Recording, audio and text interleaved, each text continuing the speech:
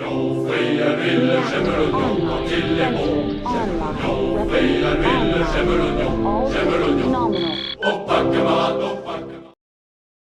and welcome to today's Battle Mech review. Today we are going to be looking at the premier mercenary mech of the new age with the Malice. That particular catchphrase is really marketing genius from the OA. And I have to say that I am not the biggest fan of the Malice. It has its uses, but a lot of times you can do better with things that are far more common. I am also running a little bit low on coffee, so this review might go a little bit rambling. We'll see how it goes. To understand the origin of the Malice, you have to understand what happened after the Jihad. Devlin Stone and the Republic of the Sphere saw that everybody was tired and broken at the end of the Jihad. That was a fairly long period of time where people had been fighting very hard, and a lot of factories, a lot of facilities, shipyards, just about everything was either damaged or irreparably destroyed. The Republic of the Spear basically decided that people wanted peace and that they were going to enforce it. The first way to do so was, of course, to have a decent military of their own. But the second one was to start a military material redemption program, which was basically a weapon buyback program. This allowed private individual to surrender their battle mechs, battle armor, proto-mechs, those were really rare, combat vehicles, aerospace fighter, just about everything, for things like citizenship to the Republic of the Sphere, lump sums of cash, usually a decent amount. It was not one for one. You know, you sold a mech that was worth 16 million. You would usually get something like half. It's still decent if you need the cash. Or sets of government-secured loans, very useful if you were wanting to start a non-military business, because that's what those loans were meant to be. For the successor states, the demands were to bring down their weaponry and remove some of the presence that they had on borders, things like that, and to mothball a significant amount of their equipment. You can tell where this is going to go. Did the whole thing work? Well, of course not. We all know it now. The successor states and the clans gave lip service to the MMRP and to the disarmament program. Most people just put their weapons away in caches, repaired them, and started building new ones. Well, this was mostly a peacetime economy, so mass production of weapons was still fairly limited, and they had to repair a whole lot of factories, especially, let's say, Auskerita with Lucian armor work, that needed to rebuild and decontaminate their main facilities on Lucian. Nation states still spent quite a bit on military. Private citizen, mercenaries, private militia is where this took hold a lot more, because if you're a down on your luck mercenary and nobody's fighting anywhere, you're not going to be able to make a living. So selling in some of your equipment to get a lump sum of cash or a government loan to start, let's say, a shipping business or something like that, well, this actually kind of worked. What happened was that the general population and private citizens were fairly disarmed at the time, and the nation states, well, they paid lip service to it and hid all of their equipment and were still ready to go. You can ask any of your libertarian friends why this is a pretty bad thing. People love to talk about the period after HPG blackout as the Dark Ages, and people would agree that, you were in the dark because you couldn't communicate easily with other people, but you can't compare it to other Dark Ages that we've seen over time. I would say the Third Succession War was far more of a Dark Age in quite some ways. What happened, though, once the HPG blackout started, was that the states quickly rearmed, bringing out all their stuff out of mothballing, and get ready for more military expeditionism, especially towards the Republic of the Sphere.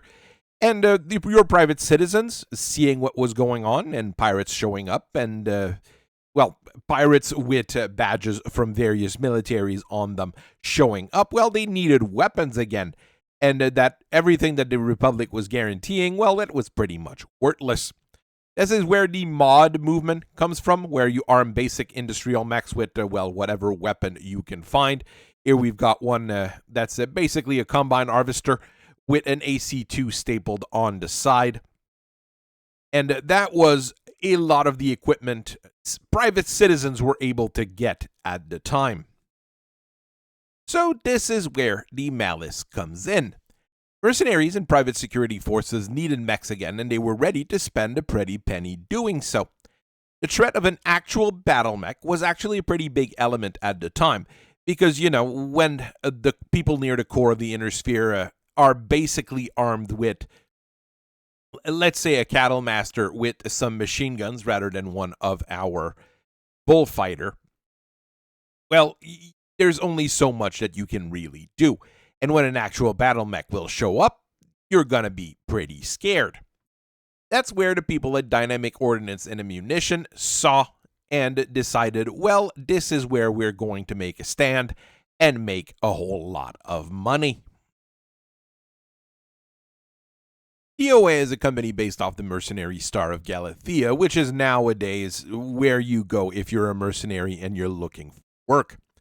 They realized that a big, scary assault mech was a niche that was easy to corner in this day and age, as long as you made the mech look the part.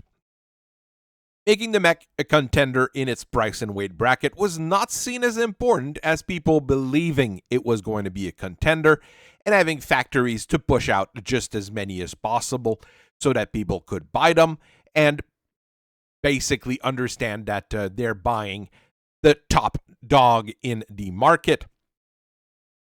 At 100 ton, the Malice is about as big as you can get a mech without adding additional legs to it.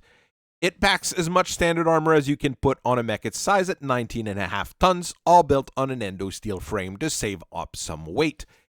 That's the very good part about the Malice. That's where I have absolutely no complaint. A machine that size with that amount of armor in a mercenary unit is going to be quite functional, and it's going to act as an anchor for the entire formation. The engine is a massive LTB 400 XL, which gives you a top speed of 64 kilometers per hour, which is good on a mech this size, but this requires a massive engine and a massive price tag associated with it. I was actually half expecting the thing to have a mask or triple strength myomer or something along those lines in order to give it a boost of speed or something just to make it look fancier for mercenaries to buy. You get 12 double heat sinks, which is a good amount on a mech this size, and especially with the weapon loadout that you have, it should be enough. Where the Malice has some issues is really on the weaponry front. I find it quite lackluster because it's not very good on an assault mech, at least not in an assault mech in this day and age. You get a pair of arm-mounted and 2 shoulder-mounted Midron XL 5SG LBX 5 autocannons with 4 tons of slugs or shells to rain down the field. What's great about it, though, is that it's a simple assembly. You can basically switch them around fairly easily. As a tech, working on a Malice is quite nice. And when things get a little bit closer, you get 4 diverse optics Sunfire ER medium laser to give you an okay punch. It fancies itself an AA platform in a fire support unit, but you don't have an AA radome like you would have on, let's say, a rifleman or a glass spider. What you do have is reinforced actuators, protecting you against swarming attacks from infantry and battle armors, which is quite important, at least at the very start of that HPG blackout period. But Professor, I hear you say, it does sound quite decent. You get, a good amount of punch, and you should be able to knock another mech down with that kind of weaponry. Well, that's the thing. The Malice really sounds good on paper. It will tough out in fights and will serve multiple roles generally well enough. For a down under your luck merc or someone trying to rebuild, it's a godsend. Well, for anybody else or anybody that has access to, let's say, more facilities, well, here's a list of assault mechs that are actually a problem for the Malice. You got the Annihilator with its 4LBX-10. You got the Atlas, which has usually one massive autocannon and plenty of missiles. The Bane or Kraken, if you really want to go in that AA route with a lot of small guns. The new Clan Wolf Crucible with 4 Gauss rifles. The Fafnir with its 2 heavy Gauss rifle. The Jupiter. The Pillager with its 2 Gauss rifle, or 2 LB-20X with one of the more recent version. The Thunderhawk, which also packs a nice number of Gauss rifles for fire support and direct support.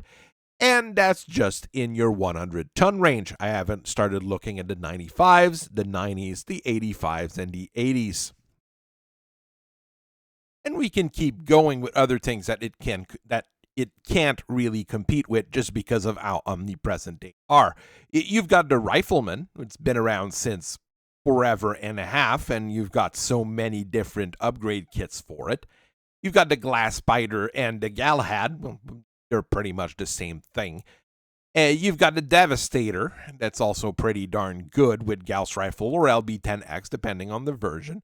Got the Carronade, which is another Republic of the Sphere machine with both a Gauss and a Silver Bullet Gauss rifle, or all sorts of range support. And the Mangonel, which is probably the weakest one in that list, but it does exist. So fairly quickly, some people caught on the grift and asked for a better version of the Malice, which came out as the XP. DOA was already building some clan tech for some of their exports and a separate machine, the Jade Hawk, if I remember the name right. And they started retrofitting their flagship product with some, which improved the things somewhat. 2 of the autocannons are now clan-graded LB-5Xs, while the other 2 are replaced with clan-graded LB-10Xs. So you now have a decent bracket range for your weapons, but those assemblies are now not as easy to swap out. A very minor complaint, all the lasers are also upgraded to clan grade. Where you start having a bit of an issue is if you're a merc, having access to clan grade technology all the time is not always as easy. I have that problem here in the Rimworld Alliance. We have access to clan technology quite steadily thanks to Clan Seafox. If you're on the borders of the Free Worlds League near the Marian Hegemony, if you're in the Rim territories, if you're fighting some pirates near the Oberon Confederation, or what used to be the Oberon Confederation, having access to this good quality equipment is not always going to be as easy, making repairing the XP quite difficult. There is another side model with the XV, which also uses clan technology, in this case a set of 4 improved heavy medium lasers.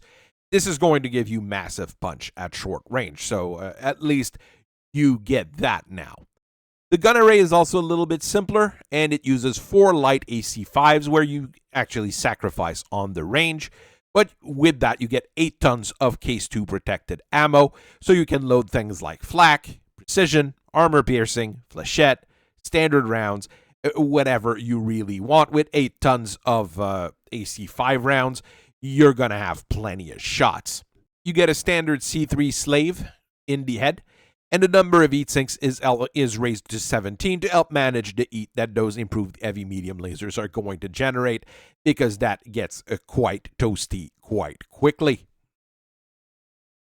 The YZ series is the weirdest and stupidest of the lot, and a symbol of predation on poor mercenary commanders. Basically, you can either buy a dropship or buy a single YZ Malice. Well, there's here in the back, I've got the Leopard. The Leopard's about 40 million C-bills or reserve currency, or then your Malice YZ. But, you know, you can buy a civilian dropship at that price at least.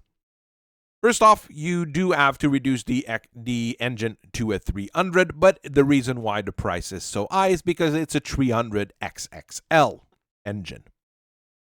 And this is connected to a compact gyro, and on top of that, they armor the entire assembly. It's a bit of an odd choice. The chassis is made out of the good Clan Endo steel, and the hips of the machine are also armored so they don't fall off if you get shot. The armor is replaced with ferrolamellar, so you get very good protection. And modular armor is added on the arms, the legs, and the front torso to give you even more resistance.